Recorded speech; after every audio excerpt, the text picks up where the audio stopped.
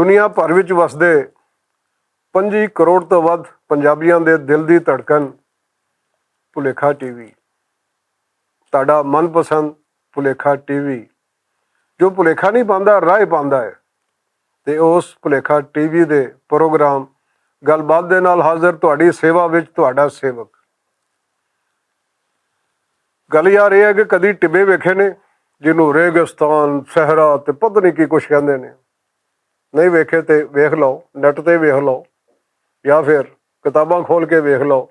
ਜੇ ਗਲੋਬ ਕਿਤੋਂ ਲੱਭਦੇ ਤਾਂ ਗਲੋਬ ਘੁਮਾ ਕੇ ਵੇਖ ਲਓ ਜਾਂ ਫਿਰ ਇਟਲਸ ਵੇਖ ਲਓ, ਤੁਹਾਨੂੰ ਪਤਾ ਲੱਗ ਜਾਏਗਾ ਕਿ ਡੈਜ਼ਰਟ ਹੁੰਦਾ ਕੀ ਹੈ।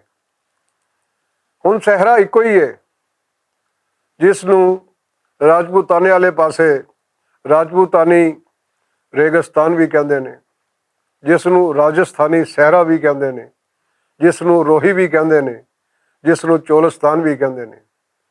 ਇਹ ਹੈਡ ਸੁਲੇਮਾਨਗੀ ਬਹਾਵਲ ਨਗਰ ਤੇ ਬਹਾਲਪੁਰ ਤੋਂ ਹੁੰਦਾ ਸਿੰਧ ਤੱਕ ਜਾਂਦਾ ਹੈ ਤੇ ਇਹਦਾ ਰਕਬਾ 66,60,000 ਏਕੜ ਹੈ। ਸੁਲੇਮਾਨਗੀ ਤੋਂ ਬਹਾਵਲ ਨਗਰ ਵਾਲੇ ਪਾਸੇ ਜਾਓ, ਇਹ ਸਾਰਾ ਰੋਹੀ ਤੇ ਚੋਲਿਸਤਾਨ ਕੋ ਆਉਂਦਾ ਹੈ। ਅਗਾ ਮੀਆਂ ਵਾਲੀ ਵਾਲੇ ਪਾਸੇ ਜਾਓ ਤੇ ਇਹੋ ਰੇਗਿਸਤਾਨ, ਉੱਥੇ ਉਹਨੂੰ ਥਲ ਕਹਿੰਦੇ ਨੇ। ਇਹੋ ਰੇਗਿਸਤਾਨ ਅਗਾ ਜਾਂਦਾ ਹੈ ਸਿੰਧ ਵਿੱਚ ਤੇ ਇਸ ਨੂੰ ਥਰ ਕਹਿੰਦੇ ਨੇ। ਇਹ ਤੇ ਗੱਲ ਹੋ ਗਈ ਰੇਗਿਸਤਾਨ ਦੀ। ਹੁਣ ਤੁਸੀਂ ਇਹ ਸੋਚੋ ਕਿ ਉਸ ਰੇਗਿਸਤਾਨ ਦੇ ਵਿੱਚ ਜਿਹੜੇ ਖਾਨਾ ਬਦੋਸ਼ ਰਹਿੰਦੇ ਨੇ, ਜਿਹੜੇ ਸਹਿਰਾਈ ਲੋਕ ਰਹਿੰਦੇ ਨੇ, ਉਹਨਾਂ ਦੀ ਜ਼ਿੰਦਗੀ ਕਿਵੇਂ ਗੁਜ਼ਰਦੀ ਹੈ। ਇਹ ਆਰੀਅਨ ਦੀ ਇੱਕ ਕਦੀਮ ਤਰੀਨ ਕਿਤਾਬ ਹੈ ਰਿਗਵੈਦ, ਤੇ ਰਿਗਵੈਦ ਵਿੱਚ ਲਿਖਿਆ ਹੈ ਕਿ ਇੱਥੇ ਇੱਕ ਦਰਿਆ ਸੀ, ਦਰਿਆ ਸਰਸਵਤੀ।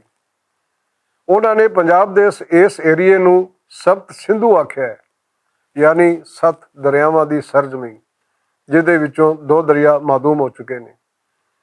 ਤੇ ਉਹ ਦਰਿਆ ਜਿਹੜਾ ਕਿ ਇਸ ਰੇਗਿਸਤਾਨ ਦੇ ਵਿੱਚ ਸੀ, ਜਿਹਨੂੰ ਸਰਸਵਤੀ ਕਹਿੰਦੇ ਸਨ, ਉਹਦੇ ਬਾਰੇ ਉਹ ਕਹਿੰਦੇ ਨੇ ਕਿ ਆਪਣੇ ਮਾਖਜ਼ ਤੋਂ ਨਿਕਲ ਕੇ, ਆਪਣੇ ਮੰਬੇ ਤੋਂ ਨਿਕਲ ਕੇ ਤੇ ਸਮੁੰਦਰ ਤਾਈਂ ਜਾਣ ਵਾਲਾ ਡਾਇਰੈਕਟ ਦਰਿਆ ਸਰਸਵਤੀ ਹੈ। ਉਸ ਜ਼ਮਾਨੇ ਵਿੱਚ ਰਿਗਵੈਦ ਦੇ ਅੰਦਰ ਜੋ ਕੁਝ ਲਿਖਿਆ, ਚੇਤੇ ਰਵੇ ਕਿ ਇਹ ਰਿਗਵੈਦ ਫੋਟਾਬਾਸ ਦੇ ਟਿੱਬਿਆਂ ਤੋਂ ਲੈ ਕੇ ਤੇ ਹੜੱਪਾ ਤਾਈਂ ਦੇ ਏਰੀਏ ਦੇ ਵਿੱਚ ਤਕਰੀਬਨ 250 ਸਾਲ ਦੇ ਵਿੱਚ ਮੁਕੰਮਲ ਹੋਈ। ਰਿਗਵੈਦ ਦੇ ਮੁਤਾਬਕ ਇਹ ਬੜੀ ਖੁਸ਼ਹਾਲ, ਬੜੀ ਸਰਸਬਜ਼ ਵਾਦੀ ਸੀ, ਜਿਹਦੇ ਵਿੱਚ ਜਨੌਰਾਂ ਦੀ, ਜਿਹਦੇ ਵਿੱਚ ਆਬੀ, ਜੰਗਲੀ, ਫਿਜ਼ਾਈ ਤੇ ਇਨਸਾਨੀ ਮਖਲੂਕ ਆਜ਼ਾਦ ਸੀ। ਰਜਵਾਂ ਪਾਣੀ ਲੱਭਦਾ ਸੀ, ਰਜਵੀ ਖੁਰਾਕ ਲੱਭਦੀ ਸੀ, ਕਿਸੇ ਸ਼ੈ ਦੀ ਥੋੜ ਨਹੀਂ ਸੀ। ਤੇ ਜਦੋਂ ਅਰਜ਼ਿਆਤੀ ਤਗੱਯਰ ਆਇਆ, ਨਾ ਉਹ ਸਰਸਬਜ਼ ਵਾਦੀ ਰਹੀ, ਨਾ ਉਹ ਜਨੌਰ ਰਹੇ, ਨਾ ਉਹ ਫਲ ਫਰੂਟ ਰਹੇ, ਨਾ ਸਬਜ਼ੀਆਂ ਰਹੀਆਂ, ਨਾ ਕੁਝ ਹੋਰ ਰਿਹਾ, ਤੇ ਇਹ ਸਾਰਾ ਕੁਝ ਬਣ ਗਿਆ ਰੇਗਿਸਤਾਨ। ਹੁਣ ਰੇਗਿਸਤਾਨ ਦੇ ਵਿੱਚ ਪਾਣੀ ਕੋਈ ਨਹੀਂ। ਜੇ ਤੁਸੀਂ ਖਬਰਾਂ ਵੇਖਣ ਦੇ ਸ਼ੌਕੀਨ ਹੋ, ਅਵਲ ਤਾਂ ਨਹੀਂ ਲੱਗਦਾ ਕਿ ਤੁਹਾਨੂੰ ਖਬਰਾਂ ਨਾਲ ਕੋਈ ਇੰਟਰਸਟ ਹੋਵੇ, ਕਿ ਉਹ ਖਬਰਾਂ ਵੀ ਸਵਾਏ ਬਲੱਡ ਪ੍ਰੈਸ਼ਰ ਵਧਾਉਣ ਦੇ ਹੋਰ ਕੋਈ ਕੰਮ ਨਹੀਂ ਦਿੰਦੀਆਂ। ਤੇ ਤੁਹਾਨੂੰ ਪਤਾ ਹੋਵੇਗਾ ਕਿ ਪਿਛਲੀ ਵਾਰੀ ਜਦੋਂ ਸੈਲਾਬ ਆਇਆ ਸੀ, 10 ਲੱਖ ਤੋਂ ਵੱਧ ਲਾਈਵ ਸਟਾਕ ਦਾ ਨੁਕਸਾਨ ਹੋਇਆ ਸੀ ਪੰਜਾਬ ਦੇ ਵਿੱਚ। ਤੇ ਹੁਣ ਜਦੋਂ ਕਿ ਪਾਣੀ ਦੀ ਥੋੜ ਪਈ ਹੈ, ਪਾਣੀ ਦੀ ਘਾਟ ਹੋਈ ਹੈ, ਤੇ ਹੁਣ ਵੀ ਤਕਰੀਬਨ ਹਜ਼ਾਰਾਂ ਲੱਖਾਂ ਦੀ ਤਾਦਾਦ ਵਿੱਚ ਜਨੌਰ ਉਸ ਰੇਗਿਸਤਾਨ ਦੇ ਵਿੱਚ ਮਰੇ ਨੇ। ਹੁਣ ਰੇਗਿਸਤਾਨ ਦੇ ਵਿੱਚ ਪਾਣੀ ਕਿੱਥੋਂ ਆਉਂਦਾ ਹੈ? ਪਾਣੀ ਇਸ ਹਿਸਾਬ ਨਾਲ ਆਉਂਦਾ ਹੈ ਕਿ ਜਦੋਂ ਹਵਾ ਚੱਲਦੀ ਹੈ ਤੇ ਰੇਤੇ ਦੇ ਥੱਲੇ ਜਿਹੜੇ ਨਿੱਕੇ ਨਿੱਕੇ ਪੱਥਰ ਦੇ ਰੋਡ ਹੁੰਦੇ ਨੇ, ਇਹ ਪਹਾੜਾਂ ਵਾਲੇ ਪੱਥਰ ਦੇ ਨਹੀਂ, ਇਹ ਬਲਕਿ ਸਖਤ ਕਿਸਮ ਦੀ ਮਿੱਟੀ ਦੇ ਰੋਡ ਹੁੰਦੇ ਨੇ। ਉਹ ਜਦੋਂ ਕਿਸੇ ਕੁਦਰਤੀ ਪਿਆਲਾ ਨੁਮਾ ਟੋਏ ਦੇ ਵਿੱਚ ਇਕੱਠੇ ਹੁੰਦੇ ਨੇ ਤੇ ਬਾਰਿਸ਼ ਦਾ ਪਾਣੀ ਉੱਥੇ ਡਿੱਗਦਾ ਹੈ ਤੇ ਉਹ ਸਿਮ ਕੇ ਥੱਲੇ ਰੇਤ ਵਿੱਚ ਨਹੀਂ ਜਾਂਦਾ, ਉੱਥੇ ਖੜੋ ਜਾਂਦਾ ਹੈ। ਤੇ ਉਹਨਾਂ ਪਾਣੀ ਦੇ ਜ਼ਖੀਰਿਆਂ ਦੇ ਵਿੱਚ ਜਨੌਰ ਵੀ ਉੱਥੇ ਹੀ ਪਾਣੀ ਪੀਂਦੇ ਨੇ, ਇਨਸਾਨ ਵੀ ਉੱਥੇ ਹੀ ਪਾਣੀ ਪੀਂਦੇ ਨੇ। ਤੇ ਜੇ ਤੁਸੀਂ ਕਿਸੇ ਸ਼ਹਿਰ ਨਾਲ ਪੁੰਨ ਕੇ ਵੇਖੋ ਤੇ ਤੁਹਾਨੂੰ ਬੇਤਹਾਸ਼ਾ ਚੀਜ਼ਾਂ ਉਸ ਪਾਣੀ ਵਿੱਚ ਨਜ਼ਰ ਆਉਣਗੀਆਂ। ਉਹ ਜਰਾਸੀਮ ਵੀ ਨਜ਼ਰ ਆਉਣਗੇ ਜਿਹੜੇ ਸਿਰਫ ਖੁਰਦਬੀਨ ਨਾਲ ਵੇਖੇ ਜਾਂਦੇ ਨੇ, ਤੇ ਉਹ ਲੋਕ ਉਹ ਪਾਣੀ ਪੀਣ ਤੇ ਮਜਬੂਰ ਨੇ। ਪਰ ਜਿਵੇਂ ਹੁਣ ਪਾਣੀ ਦਾ ਸੋਕਾ ਪਿਆ, ਪਾਣੀ ਨਹੀਂ ਆਇਆ, ਬਾਰਿਸ਼ਾਂ ਨਹੀਂ ਹੋਈਆਂ, ਤੇ ਜਿੰਨੇ ਜਨੌਰ ਰੇਗਿਸਤਾਨ ਵਿੱਚ ਮਰੇ ਨੇ, ਜਿੰਨੇ ਇਨਸਾਨ ਉਸ ਰੇਗਿਸਤਾਨ ਦੇ ਵਿੱਚ ਰੋਲੇ ਨੇ, ਕਦੀ ਸੋਚੋ ਕਿ ਉਹਨਾਂ ਦਾ ਕਸੂਰ ਕੀ ਹੈ।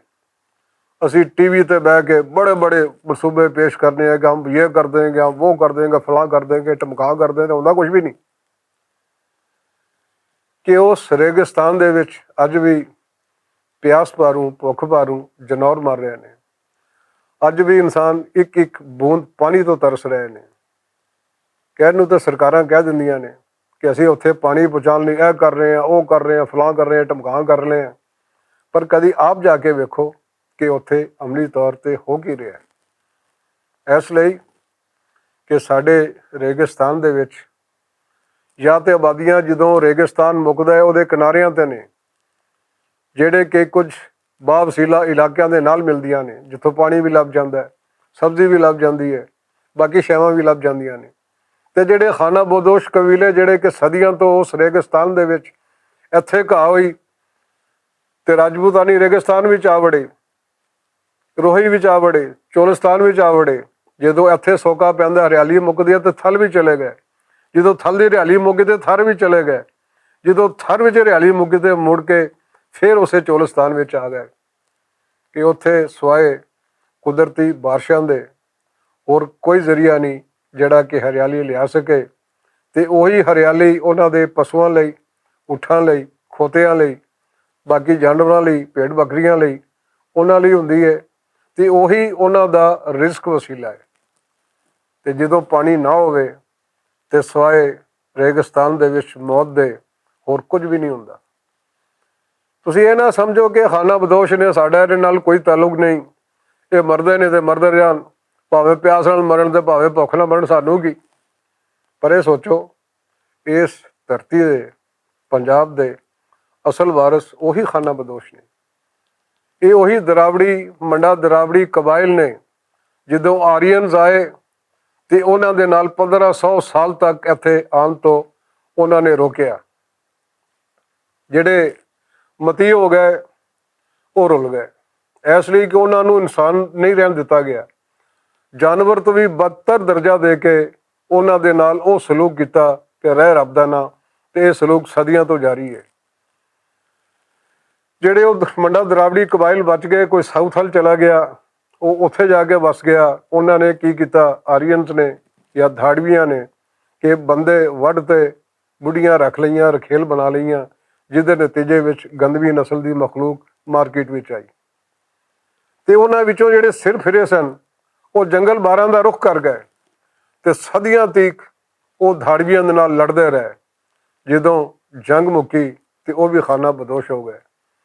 ਅਤੇ ਸਾਡੇ ਚੋਲਿਸਤਾਨ ਦੇ ਵਿੱਚ, ਰੋਹੀ ਦੇ ਵਿੱਚ, ਰਾਜਪੂਤਾਨੀ ਰੇਗਿਸਤਾਨ ਦੇ ਵਿੱਚ, ਰਾਜਸਥਾਨੀ ਸਹਿਰਾ ਦੇ ਵਿੱਚ ਉਹੀ ਖਾਨਾ ਬਦੋਸ਼ ਨੇ ਜਿਹੜੇ ਸਦੀਆਂ ਤੋਂ ਇੱਕ ਥਾਂ ਤੋਂ ਦੂਜੀ ਥਾਂ ਅਤੇ ਦੂਜੀ ਥਾਂ ਤੋਂ ਤੀਜੀ ਥਾਂ ਬਸ ਇਸੇ ਆਵਾਜਾਈ ਦੇ ਵਿੱਚ ਉਹਨਾਂ ਦੀ ਹਯਾਤੀ ਟੱਪ ਰਹੀ ਹੈ, ਜਿਨ੍ਹਾਂ ਕੋਲ ਐਸੇ ਟੋਭੇ ਕੋਈ ਨਹੀਂ ਜਿੱਥੋਂ ਪਾਣੀ ਲੱਭ ਸਕੇ।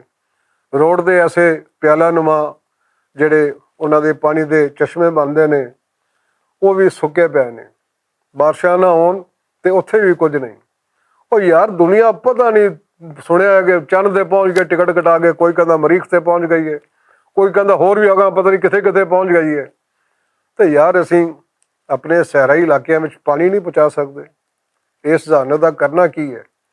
ਇਸ ਜਿਹੜੇ ਤੁਸੀਂ ਆਪਣੇ ਆਪ ਨੂੰ ਜੀਨਸ ਖਵਾਉਂਦੇ ਹੋ, ਬੜੀਆਂ ਵੱਡੀਆਂ ਵੱਡੀਆਂ ਗੱਲਾਂ ਕਰਨੇ ਹੋ, ਇਹ ਇਸਤਲਾਹ ਚੁੱਕੇ ਤੇ ਸਿਰ 'ਚ ਮਾਰਤੀ, ਇੱਧਰੋਂ ਲਫ਼ਜ਼ ਚੁੱਕਿਆ ਤੇ ਸਿਰ 'ਚ ਮਾਰਤਾ, ਇੱਧਰੋਂ ਡਾਇਲਾਗ ਬੋਲਿਆ ਤੇ ਸਿਰ 'ਚ ਮਾਰਤਾ। ਇਹ ਗੱਲਾਂ ਨਾਲ ਕੁਛ ਨਹੀਂ ਹੁੰਦਾ। ਗੱਲ ਹੁੰਦਾ ਉਦੋਂ ਹੀ ਪੂਰੀ ਹੁੰਦੀ ਹੈ ਜਦੋਂ ਉਹਦੇ ਨਾਲ ਅਮਲ ਹੋਵੇ। ਸਾਡੇ ਵਿੱਚ ਗੱਲਾਂ ਰਹਿ ਗਈਆਂ ਨੇ, ਅਮਲ ਮੁੱਕ ਗਿਆ ਹੈ। ਅਤੇ ਸਾਡੇ ਰੇਗਿਸਤਾਨੀ ਇਲਾਕੇ ਜਿਹੜੇ ਕਿ ਮੈਡੀਕੇਟਿਡ ਪੌਦਿਆਂ ਦਾ ਵੀ ਇੱਕ ਬਹੁਤ ਵੱਡਾ ਸੋਰਸ ਨੇ, ਉਹ ਵੀ ਅਸੀਂ ਸਮਝੋ ਕਿ ਆਪਣੇ ਹੱਥੀਂ ਵੱਢ ਟੁੱਕ ਦਿੱਤੇ ਨੇ। ਅਤੇ ਸਹਿਰਾਈ ਇਲਾਕਿਆਂ ਦੇ ਵਿੱਚ ਜੋ ਕੁਛ ਕੁਦਰਤੀ ਚੀਜ਼ਾਂ ਪੈਦਾ ਹੁੰਦੀਆਂ ਨੇ ਜਿਹੜੀਆਂ ਕਿ ਜ਼ਿੰਦਗੀ ਲਈ, ਸਿਹਤ ਲਈ ਸਾਰਾ ਕੁਛ ਲਾਜ਼ਮੀ ਨੇ, ਉਹ ਚੀਜ਼ਾਂ ਵੀ ਇੱਕ ਇੱਕ ਕਰਕੇ ਮੁੱਕਦੀਆਂ ਜਾ ਰਹੀਆਂ ਨੇ। ਅਤੇ ਮੈਨੂੰ ਲੱਗਦਾ ਹੈ ਅਤੇ ਅਸੀਂ ਕੋਈ ਠੇਕਾ ਨਹੀਂ ਲਿੱਤਾ ਹੋਇਆ ਕਿ ਕੋਈ ਅਰਜ਼ਿਆਤੀ ਤਗੱਯੁਰ ਸਿਰਫ ਉਸੇ ਇਲਾਕੇ ਦੇ ਵਿੱਚ ਆਇਆ, ਉਹ ਕਿਤੇ ਹੋਰ ਵੀ ਆ ਸਕਦਾ ਹੈ। ਅਤੇ ਅਸੀਂ ਵੀ ਖਾਨਾ ਬਦੋਸ਼ਾਂ ਤਰ੍ਹਾਂ ਦਰ ਬਦਰ ਹੋ ਸਕਨੇ ਹਾਂ। ਅਸੀਂ ਵੀ ਪਾਣੀ ਤੋਂ ਬਗੈਰ, ਅਸੀਂ ਵੀ ਖੁਰਾਕ ਤੋਂ ਬਗੈਰ ਜੀਂਦਿਆਂ ਜੀ ਮਰ ਸਕਨੇ ਹਾਂ। कभी सोचो यार, कोई मरना एडा सौखा काम नहीं। बंदा तड़फ तड़फ के मरदा है जो पानी ना लभे, बंदा तड़फ तड़फ के मरदा है जो दवाई ना लभे, बंदा तड़फ तड़फ के मरदा है कि जो इंसान नूं खाण नूं कुछ ना लभे। ते असीं आसूदा हाल हो के अपने घरां दे विच बैठकां दे विच चैनल ते बह के बड़े बड़े राई दे पहाड़ कतने हैं, पर अमली तौर ते कभी उन्हां इलाकिਆਂ ਦੇ ਵਿੱਚ ਜਾ ਕੇ ਵੇਖੋ कि ਉਹਨਾਂ ਤੇ गुजर की रही है। सोचो यार, ਅਸੀਂ ਇੰਨਾ ਵੀ ਨਹੀਂ ਕਰ ਸਕਦੇ ਕਿ ਉਹਨਾਂ ਨੂੰ ਉੱਥੇ ਪਾਣੀ ਪਹੁੰਚਾ ਦਈਏ। ਪਰ ਯਾਰ ਮੇਰੀ ਗੱਲ ਵੀ ਮੈਨੂੰ ਇਹੀ ਲੱਗਦਾ ਬੜੀ ਫਜ਼ੂਲ ਜੀ ਗੱਲ ਕਰ ਰਿਹਾ ਯਾਰ, ਕਿ ਅਸੀਂ ਉਸ ਦੇਸ਼ ਦੇ ਵਾਸੀ ਹਾਂ ਜਿੱਥੇ ਅਸੀਂ ਵੇਲੇ ਸਿਰ ਨਿਸਾਬੀ ਕਿਤਾਬਾਂ ਨਹੀਂ ਛਾਪ ਸਕਦੇ। ਅਸੀਂ ਚੋਲਿਸਤਾਨ ਦੇ ਵਿੱਚ ਜਿਹੜਾ ਉਹ ਪਾਣੀ ਕਿੱਥੋਂ ਪਹੁੰਚਾਉਣਾ ਸੀ? ਅਸੀਂ ਇੱਥੇ ਮਹਿੰਗਾਈ ਨੂੰ ਕੰਟਰੋਲ ਨਹੀਂ ਕਰ ਸਕਦੇ, ਮਹਿੰਗਾਈ ਨੂੰ ਨੱਥ ਨਹੀਂ ਪਾ ਸਕਦੇ, ਤੇ ਅਸੀਂ ਚੋਲਿਸਤਾਨ ਦੇ ਵਿੱਚ ਜਾ ਕੇ ਉਹਨਾਂ ਗਰੀਬਾਂ ਨੂੰ, ਖਾਨਾ ਬਦੋਸ਼ਾਂ ਨੂੰ, ਉੱਥੋਂ ਦੇ ਚੋਲਿਸਤਾਨੀ ਵਾਸੀਆਂ ਨੂੰ ਅਸੀਂ ਰੋਟੀ ਕੀ ਦੇਣੀ ਯਾਰ? ਰੋਟੀ ਤਾਂ ਸਾਨੂੰ ਇੱਥੇ ਨਹੀਂ ਲੱਭ ਰਹੀ। ਸਮਝ ਨਹੀਂ ਆਉਂਦੀ ਯਾਰ ਕੀ ਬਣਨਾ ਇਸ ਦੁਨੀਆ ਦਾ, ਮੇਰੀ ਤਾਂ ਸਮਝ ਤੋਂ ਬਾਹਰ ਹੈ। ਤੁਸੀਂ ਆਪੇ ਸੋਚੋ। ਹਾਲਾਂਕਿ ਗੱਲ ਹੈ ਨਿੱਕੀ ਜਿਹੀ ਕਿ ਯਾਰ ਫਰੂਕਾ ਕੀ ਬਣੇਗਾ ਇਸ ਦੁਨੀਆ ਦਾ, ਮੈਨੂੰ ਤੇ ਕੋਈ ਸਮਝ ਨਹੀਂ। ਤੁਹਾਨੂੰ ਹੈ ਜੇ ਸਮਝੋ ਤੇ ਸਮਝਾਓ, ਕਹਾਣੀ ਬੰਨੇ ਲਾਓ। ਗੱਲ ਨਿੱਕੀ ਜਿਹੀ, ਯਾਰ ਫਰੂਕਾ ਕੀ ਬਣੇਗਾ ਇਸ ਦੁਨੀਆ ਦਾ।